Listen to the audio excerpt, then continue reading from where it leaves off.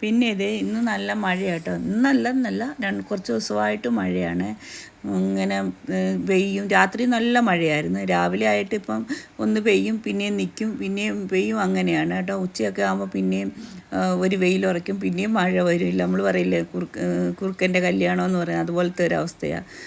രാത്രി പക്ഷേ ഹെവി മഴയായിരുന്നു കേട്ടോ. ലൈറ്റും പോയി. പിന്നാണെങ്കിൽ അങ്ങനെ ഇന്ന് നമുക്ക് രാവിലെ ആണെങ്കിൽ കപ്പയും മുളക് ചമ്മന്തിയും ചായയായിരുന്നു കേട്ടോ. ഇവിടെ വരുമ്പോൾ പാലങ്ങനെ കിട്ടാറില്ല. അതുകൊണ്ട് നമ്മളല്ലെങ്കിൽ പാൽ ചായ അങ്ങനെ കുടിക്കാറില്ല, തേയില വെള്ളമാണ് കുടിക്കുന്നത്. പിന്നെ ഇതേ ഈ ചെടി കണ്ടോ, ഇതേലാണെങ്കിൽ വർഷത്തിലൊരിക്കലേ പൂ പിടിക്കത്തുള്ളൂ, ഡിസംബറിൽ കേട്ടോ. ഭയങ്കര രസമാണ്, കണ്ണ് ഓറഞ്ച് നിറം. ഈ വർഷം പിടിക്കുമ്പം കാണിച്ചു തരാം കേട്ടോ. എല്ലായിടത്തും നല്ല പച്ചയൊക്കെ ആയിട്ട് നല്ല ഭംഗിയായിട്ട് കിടക്കുക. ഇപ്പോൾ ദേ ഞാൻ നാട്ടിൽ പോയപ്പോൾ കൊണ്ടുവന്നേ കേട്ടോ 2 മരം.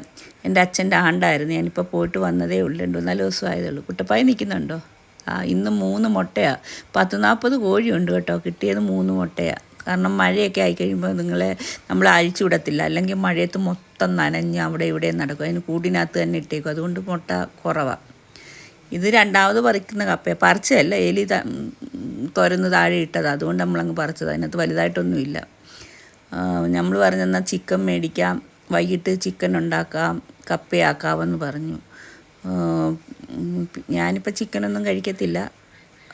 കഴിച്ചുകൊണ്ടൊക്കെ ഇരുന്നതാണ്. പക്ഷേ ഇപ്പം ഞാൻ ഈ ചിക്കനും മട്ടനും ഒക്കെ കഴിപ്പ് നിർത്തി. ഇപ്പം മീനും മുട്ടയൊക്കെ ഉള്ളു കഴിച്ചുകൊണ്ടിരുന്ന കേട്ടോ. ഇപ്പം ഞാൻ ഈ ഡോഗിൻ്റെ ഇതിൻ്റെയൊക്കെ പുറകെ പോയതിന് ശേഷമാണ് കേട്ടോ. എന്നും പറഞ്ഞ് വീട്ടിലുണ്ടാക്കാറുണ്ട്, ഞാൻ ഉണ്ടാക്കി കൊടുക്കാറുണ്ട്. എനിക്കിഷ്ടമില്ലെന്ന് വിചാരിച്ച് മറ്റുള്ളവർ കഴിക്കുന്നതിന് നമുക്ക് അവരുടെ അവകാശങ്ങളെ നമുക്ക് നിഷേധിക്കാൻ പറ്റത്തില്ലല്ലോ. അതുകൊണ്ട് ഞാൻ ഉണ്ടാക്കാറുണ്ട് കേട്ടോ. ഇപ്പം ഇന്നും ഉണ്ടാക്കും. ഇപ്പം ഞാൻ പറഞ്ഞു അവരോട്, വൈകിട്ട് ഇനി ഫുഡ് ഉണ്ടാക്കണ്ട, ഞാൻ ഉണ്ടാക്കി കൊടുക്കാമെന്ന് പറഞ്ഞു.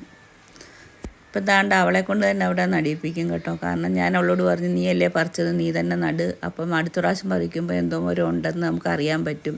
കുറേ കപ്പ ഇന്ന് ഞങ്ങൾ നട്ട് കേട്ടോ. പിള്ളേരെ കൊണ്ടും നടിയിപ്പിച്ചെന്ന് വെച്ചാൽ കുഴി എടുത്ത് കൊടുത്തിട്ട് അവരുടെ കൈ കൊണ്ട് വെപ്പിച്ചു.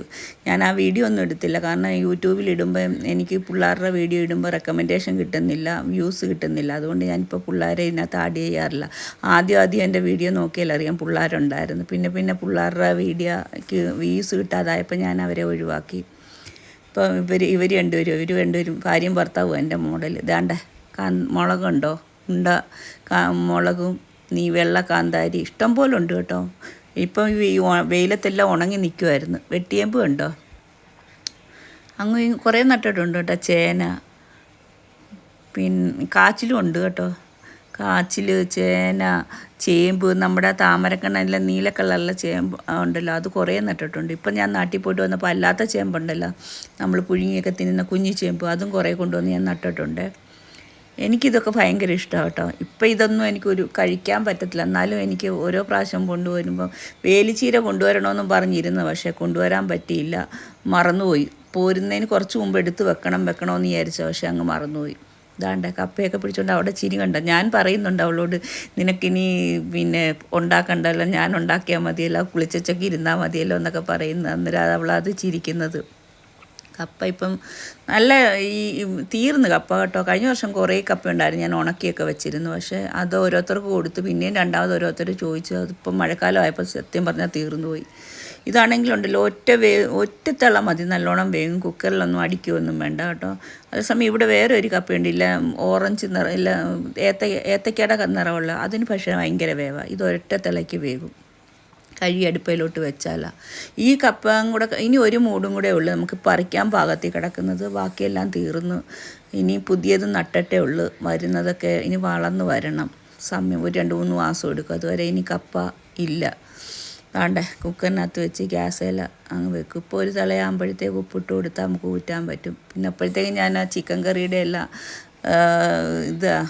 ചിക്കനെല്ലാം കഴുകി തന്ന് കഴിയുമ്പോഴത്തേക്ക് അതെല്ലാം ഞാൻ മസാല പുരട്ടി അടുപ്പിൽ കിടന്ന് തിളയ്ക്കുന്നു.